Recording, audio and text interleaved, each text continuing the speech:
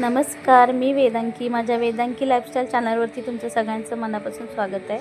तर फ्रेंड्स, आज आपण अळूवडी बनवणार आहे. त्याच्यासाठी साहित्य म्हणजे अळूची पानं, त्यांचे बाहेरून जे शिरा असतात त्याचे मी दोर काढून घेते आणि साईडला एका वाटीमध्ये मी कोकम दुपारीच भिजायला घालून ठेवले होते.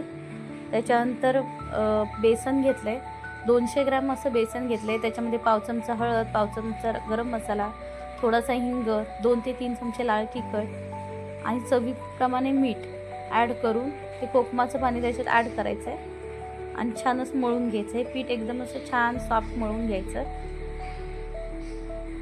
अशा पद्धतीने थोडं थोडं पाणी ॲड करत जायचं आणि छान असं जसं आपण भजीसाठी वगैरे तयार करतो त्या पद्धतीने हे पीठ असं तयार करून घ्यायचं. ह्याच्यामध्ये काही लोक चिंचेचा कौळ टाकतात, ज्यांना आंबट गोड टेस्ट हवी असते त्यांनी, पण आपल्याकडे अशी चटपटीत टेस्ट सगळ्यांना आवडते.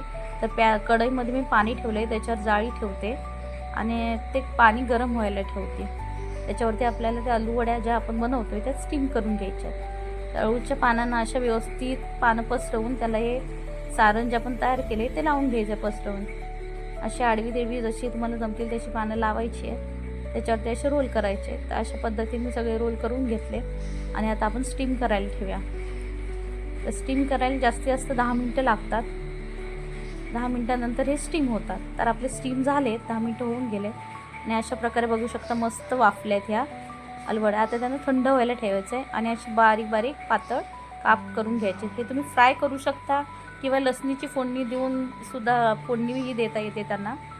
अशा पद्धतीने आपल्या अळूवड्या झाल्या.